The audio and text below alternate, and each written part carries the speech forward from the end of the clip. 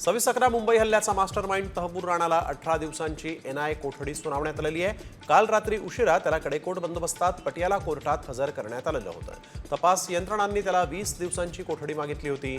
दरम्यान राणाला एनआयए मुख्यालयामध्ये ठेवण्यात आलेलं आहे। तर 26/11 मुंबईवरील हल्ल्याचा मास्टरमाइंड तहबूर राणाचे अमेरिकेतील फोटो सामच्या हाती लागले आहेत। अमेरिकेमध्ये राणाला भारताकडे सोपवतानाचे हे फोटो आहेत। यामध्ये अमेरिकन आर्मीचे जे जवान आहेत ते राणाला घेऊन जाताना इथे दिसत आहेत।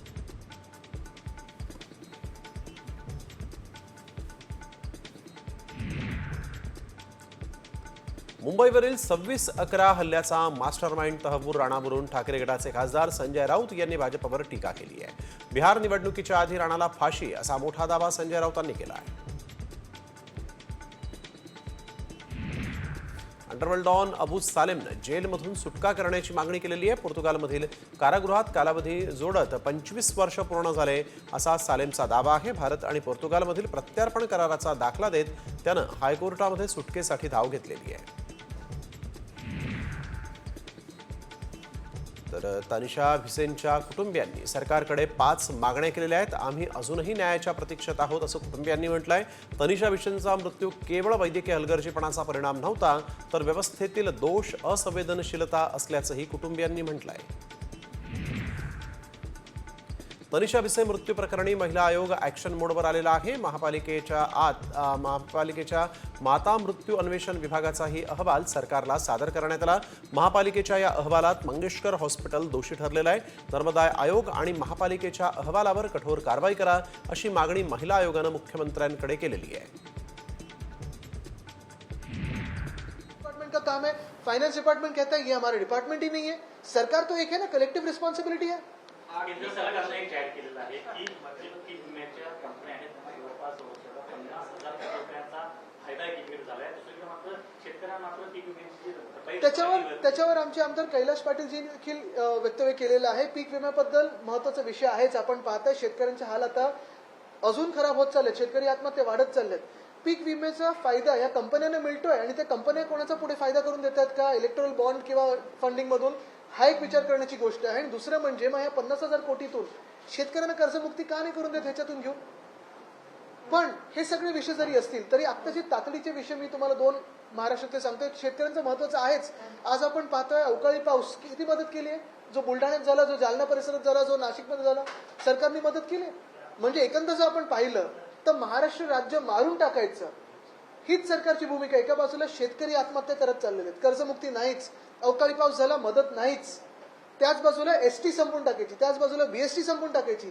मुंबई असेल, अनेक शहरांमध्ये पाणी टंचाई, जिथे पाणी टंचाईमध्ये टँकर असोसिएशन पाणी देते त्यांची पण गळचेपी करून टाकायची। मग नक्की या राज्याने काय पाप केलंय की भाजपचं आमच्याकडे अशा दृष्टिकोनाकडून एक वेगळं सजा मिळते महाराष्ट्राला? काय पाप केलंय महाराष्ट्राने? माणिकराव कोकाटे यांनी असं आज म्हटलंय की कांदा एकदा भाव मिळाला की शेतकरी तेच लावत सुटतात आणि कुठेतरी शेतकऱ्यांच्या पिकाचं आणि शेतकऱ्यांचं नाही, कृषी मंत्र्यांनी मध्ये पण एक वक्तव्य केलं होतं की शेतकऱ्यांची कर्जमुक्ती मिळते, त्याच्यातून पैशाचा कशाला वापर केला जातो, लग्न बाकीचे समारंभ। मला तुम्ही सांगा, जे कृषी मंत्री स्वतः ज्यांचं कन्व्हिक्शन झालं होतं ते कशावर झालं होतं? सरकारी पैशाचा गैरवापर करण्यासाठी, म्हणजे स्वतःचं ठेवायचं लपून। तर आदित्य ठाकरेंच्या पत्रकार परिषदेवरही आपलं लक्ष असणार आहे। तुर्तास पाहूयात तर टॉप 50 बातम्या। प्रशांत कोरटकरची कोल्हापूरच्या कळंबा जेलमधून सुटका करण्यात आलेली आहे। 16 दिवसांनंतर कोरटकर जेलच्या बाहेर आला। 2 दिवसांपूर्वी त्याला जामीन मंजूर झाला होता, मात्र आज त्याची तुरुंगातून सुटका झालेली आहे। तुळजापूर ड्रग्ज प्रकरणामध्ये नाव येण्याच्या भीतीनं तुळजापुरातून जवळपास 100 लोक गायब झाल्याची माहिती सूत्रांनी दिली। आतापर्यंत 35 आरोपींच्या विरोधात गुन्हा दाखल करण्यात आलेला आहे आणि यामधील 14 आरोपींना अटक करण्यात आलेली आहे। छत्रपती संभाजीनगर जिल्ह्यातील खुलताबादमध्ये कडेकोट बंदोबस्त ठेवण्यात आलेला आहे। खुलताबादमध्ये 600 पोलीस कर्मचारी तैनात करण्यात आलेले आहेत। हनुमान जयंतीनिमित्त छत्रपती संभाजीनगर जिल्ह्यातील भद्रा मारुतीच्या दर्शनासाठी लाखो भाविकांची गर्दी होण्याची शक्यता आहे आणि त्या पार्श्वभूमीवर पोलीसही अलर्ट मोडवर आहेत। नागपुरात दुचाकीवरून विना हेल्मेट जाणाऱ्या पोलिसाची दादागिरी पाहायला मिळाली। एका नागरिकानं पोलिसाचा विना हेल्मेट जातानाचा व्हिडिओ काढला आणि नियमाची आठवण करून दिली आणि या रागातूनच पोलिसांनी शिवीगाळ आणि मारहाण केलेली आहे। नागपुरातील जरीपटका ते मानकपूर या भागातील व्हिडिओ हा असल्याचं आता बोललं जात आहे। मेरा न्यूज चैनल है सर।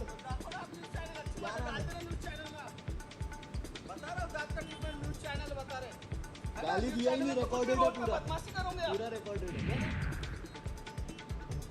प्रसूती झालेल्या बाळंतिणीला खोली साफ करायला लागल्याच्या प्रकरणाची गंभीर दखल प्रशासनाने घेतलेली आहे। जिल्हा शल्य चिकित्सक डॉक्टर सुहास माने यांनी रुग्णालयाचे वैद्यकीय अधीक्षक, इंचार्ज सिस्टर, सफाई कामगारांना या प्रकरणामध्ये जबाबदार धरलेलं आहे। वैद्यकीय अधीक्षकांसह सफाई कर्मचाऱ्यांनी कारवाईला सामोरं जा अशा कठोर शब्दात खडेबोलही त्यांनी सुनावले। स्वारगेट बस स्थानकामध्ये घडलेल्या अत्याचार प्रकरणातील 26 वर्षीय पीडित तरुणीला राज्य सरकारच्या मनोधैर्य योजनेअंतर्गत 3 लाख रुपयांची आर्थिक मदत मंजूर करण्यात आलेली आहे। ही रक्कम लवकरच पीडित तरुणीला प्रदान केली जाणार असल्याची माहिती आहे।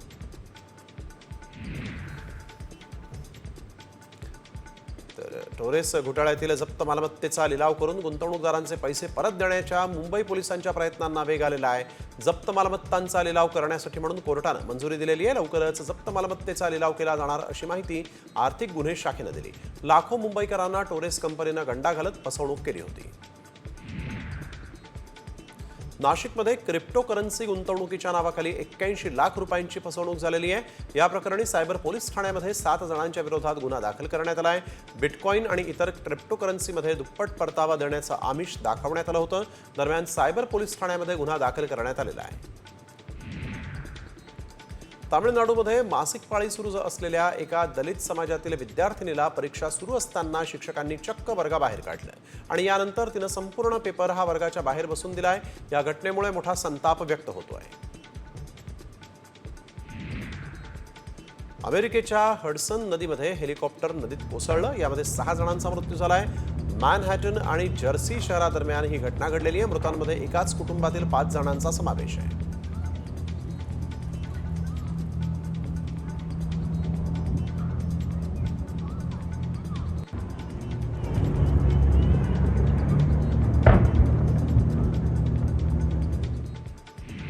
महाराष्ट्रातील रेल्वे प्रकल्पांबाबत मोठमोठ्या घोषणा करण्यात आलेल्या आहेत। महाराष्ट्रामध्ये 1,73,000 कोटींची कामं सुरू आहेत आणि यामध्ये मुंबईसह इतर परिसरातील 17,000 कोटींची कामं आहेत अशी माहिती मुख्यमंत्री देवेंद्र फडणवीस यांनी दिली।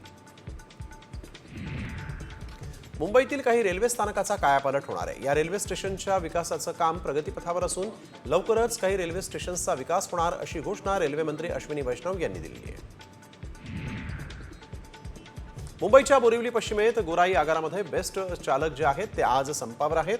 विविध मागण्यांसाठी बेस्ट बस चालक मोठ्या संख्येत एकत्र येत निदर्शनं करतायत। जोपर्यंत त्यांची मागणी पूर्ण होत नाही तोपर्यंत हा संप असाच सुरू राहणार आहे। या संपामुळे प्रवाशांची मात्र मोठी गैरसोय होत आहे।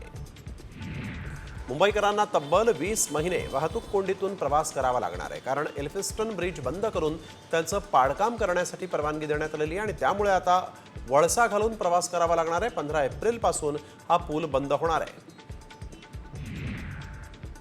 बदलापूर आणि नवी मुंबई दरम्यानचा प्रवास लवकरच 30 मिनिटांचा होणार आहे। कासगाव, मोरबे, मानसरोवर या नवीन रेल्वे मार्गाच्या निर्मितीला मंजुरी मिळालेली आहे आणि यामुळे बदलापूरकरांना ठाणे बदलून जाण्याची गरज राहणार नाही।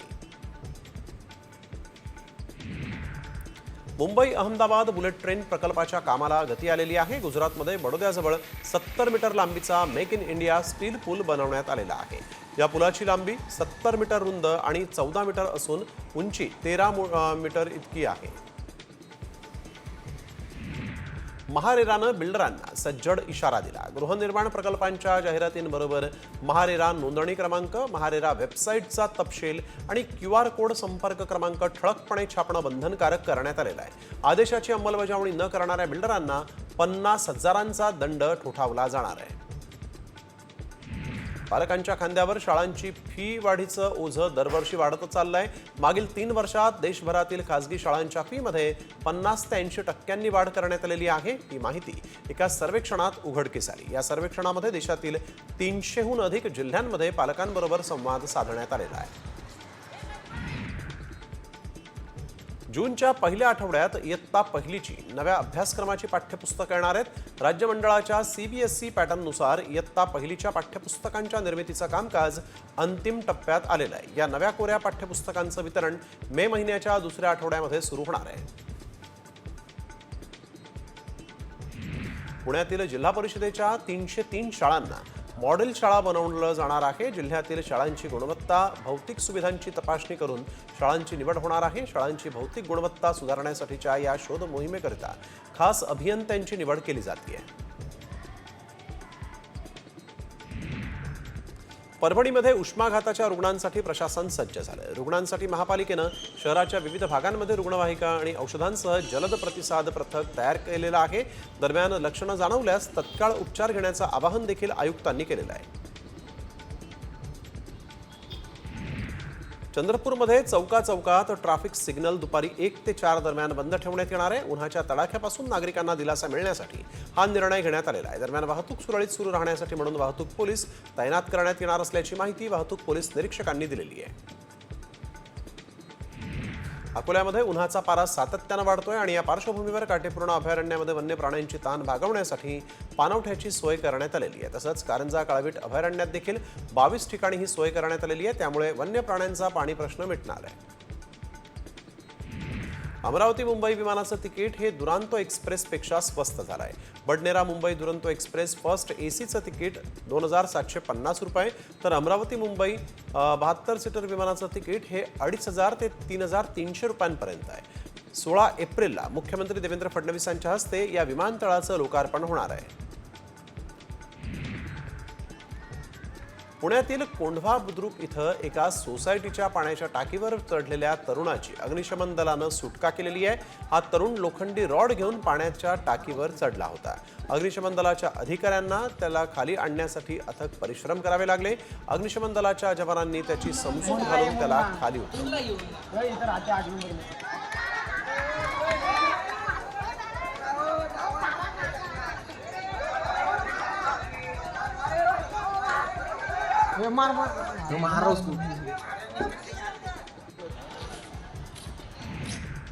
पुणे शहरात आरटीओ कडून गेल्या 1 वर्षामध्ये 66,000 बेशिस्त वाहनांवर कारवाई करण्यात आलेली आहे. विना हेल्मेट, सीट बेल्ट न वापरणं, वाहनांची कागदपत्र नसणं, आकर्षक वाहन क्रमांकांची पाटी वापरणाऱ्यांवर कारवाई झाली आहे. आरटीओ कडून गेल्या वर्षभरामध्ये कोट्यवधी रुपयांचा दंड वसूल करण्यात आलेला आहे. बदलापुरात आता कडक इस्त्री करून कपडे घालण्यासाठी जादा पैसे मोजावे लागतील. कारण कुळगाव बदलापूरमध्ये लॉन्ड्री चालक मालक वेलफेअर असोसिएशननं प्रत्येक कपड्यामागे 1 रुपया वाढवण्याचा निर्णय घेतलेला आहे. 10 एप्रिलपासून ही दरवाढ लागू करण्यात आलेली आहे.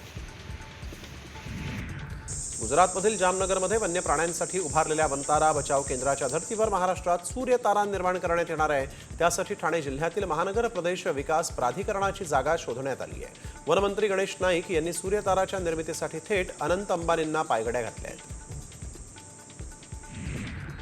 उल्हासनगरमध्ये भारतरत्न डॉक्टर बाबासाहेब आंबेडकरांच्या पूर्णाकृती पुतळ्याचं अनावरण करण्यात आलेलं आहे. आंबेडकर जयंतीच्या पार्श्वभूमीवर स्थानिक आमदार डॉक्टर बालाजी किणीकर आणि भंतेजी एन आनंद महाथेरो यांच्या हस्ते पुतळ्याचं अनावरण करण्यात आलं.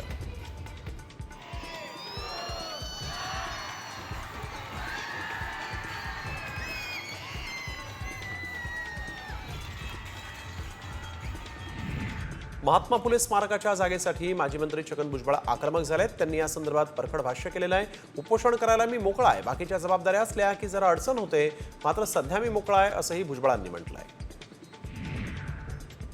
मुलींची पहिली शाळा प्रतापसिंग महाराजांनी सुरू केली, फुलेंनी त्यांचं अनुकरण केलं असं विधान खासदार उदयनराजेंनी केलेलं आहे. स्त्री शिक्षणाची चळवळ ही खऱ्या अर्थानं थोरले प्रतापसिंग महाराजांनी सुरू केल्याचंही त्यांनी म्हटलेलं आहे. उदयनराजेंच्या वक्तव्यावर ओबीसी नेत्यांनी जोरदार आक्षेप घेतलेला आहे. ज्योतिबा फुलेंचं महत्त्व कमी करण्याचा हा प्रयत्न असल्याचा आरोप ओबीसी नेते मंगेश ससाणे यांनी केला. दुसरीकडे वंचितचे नेते प्रकाश आंबेडकर यांनी मात्र प्रतिक्रिया देण्याचं टाळलेलं आहे.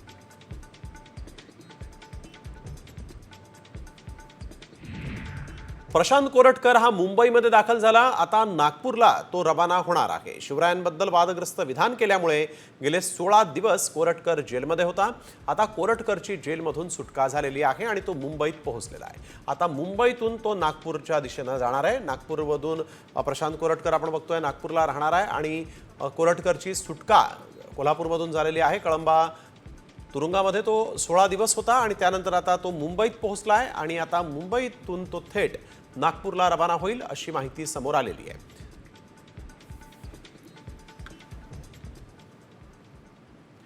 पुण्यातील फुलेवाड्यामध्ये राष्ट्रवादीचे ज्येष्ठ नेते छगन भुजबळ आणि सुप्रिया सुळेंची भेट झाली। या भेटीवेळेस सुप्रिया सुळेंनी छगन भुजबळांचे आशीर्वाद घेतले। यावेळेस भुजबळांनी महात्मा ज्योतिबा फुलेंवर आधारित 2 पुस्तकं सुप्रिया सुळेंना भेट दिली। ही पुस्तकं जी आहेत ती शरद पवारांना देण्यास सांगण्यात आले आहे।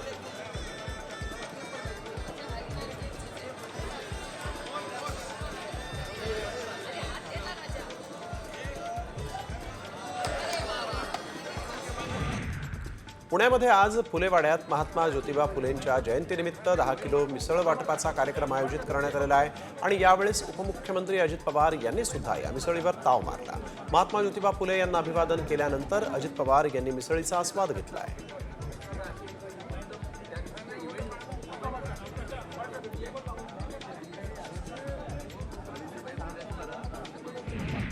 महात्मा फुलेंच्या चित्रपटावरून वंचित बहुजन आघाडी आक्रमक झाल्याचं पाहायला मिळत आहे। फुलेंच्या चित्रपटाला परवानगी न दिल्यास सेन्सॉर बोर्ड अधिकाऱ्यांच्या घरासमोर आंदोलन करणार असा इशाराच प्रकाश आंबेडकर यांनी दिला आहे। महाराष्ट्राचं कुलदैवत असलेल्या जेजुरीच्या खंडोबा मंदिरामध्ये आज नवीन फुटलेल्या चैत्रपालवीची त्याचबरोबर फळे आणि फुलांची आकर्षक अशी सजावट करण्यात आलेली आहे। चैत्र शुद्ध चतुर्दशी निमित्तानं दरवर्षी ही आरास मंदिरामध्ये केली जाते। चैत्र महिन्यामध्ये झाडांना नवीन पालवी फुटते म्हणून अशा प्रकारची आरास करण्याची प्रथा आहे। नाशिकच्या वडनेर भैरवमध्ये भैरवनाथ महाराज आणि जोगेश्वरी माता यांच्या यात्रेला सुरुवात झाली आहे। गावातून भैरवनाथ महाराजांची बैलगाडीतून मिरवणूक काढण्यात आली। अनेक भाविक रथ पुढे गेल्यावर मागून लोटांगण घालत नमस्फूर्ती करतात, तर रथ मिरवणुकीमध्ये मानकऱ्यांचे बैलजोडी देखील इथं लावण्यात येते।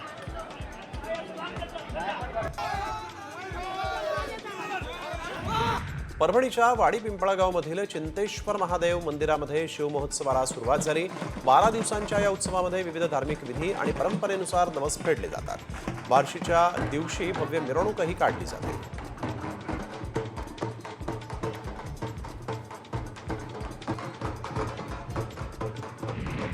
जालन्यातील भोकरदनमधील पारदमध्ये देवीच्या मिरवणुकीनं बालाजी उत्सवाची सांगता करण्यात आलेली आणि त्यामुळे गावात उत्सवाचं वातावरण पाहायला मिळालं। यावेळेस विविध धार्मिक कार्यक्रमांचंही आयोजन करण्यात आलं होतं।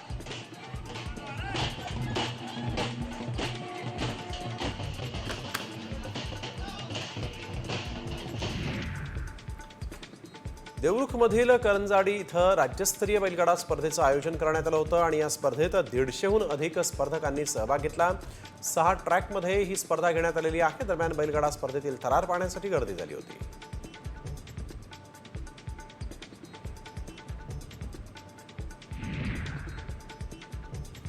पूर्व विदर्भाला पुढील 3 दिवस वादळी वारे, पाऊस आणि गारपिटीचा इशारा हवामान विभागानं दिलेला आहे। रविवारी दक्षिण मध्य महाराष्ट्रातही पावसाची शक्यता आहे। प्रामुख्यानं अमरावती, वर्धा, नागपूर, गोंदिया, चंद्रपूर आणि गडचिरोली जिल्ह्यांमध्ये पावसाची शक्यता आहे। नांदेडमध्ये वादळी वारा आणि पावसानं अक्षरशः झोडपून काढलेला आहे। अर्धापूर तालुक्यात पाऊस आणि गारपिटीमुळे पपईच्या बागा उद्ध्वस्त झालेल्या आहेत, त्यामुळे शेतकऱ्याला अश्रू अनावर झाले होते। पावसामुळे शेतकऱ्यांचं प्रचंड मोठं नुकसान झालं आहे।